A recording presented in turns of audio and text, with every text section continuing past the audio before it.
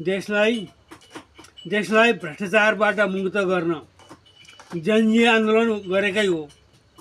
जीवनको बलिदान दिई सत्ता भ्रष्टहरूको पल्टाएकै हो। तर सत्ता कब्जा गर्न नसक्नु जनजीहरूको कमजोरी हो।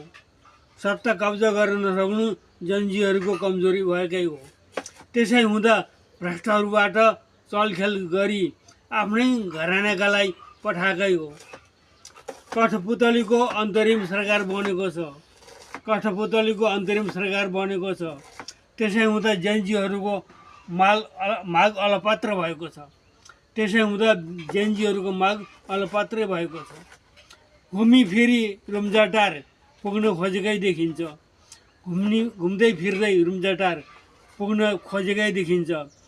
आन्दोलनकारीहरूको माग अलपत्र परेको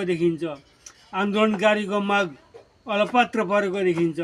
त्यसो हुँदा जेन्जीहरूको आन्दोलन चैत्य हावाको हुरी जस्तै पर्नेको देखिन्छ। त्यसै हुँदा जेन्जीहरूको माग चैत्य हावाको हुरीमा जस्तै पर्ने देखिन्छ।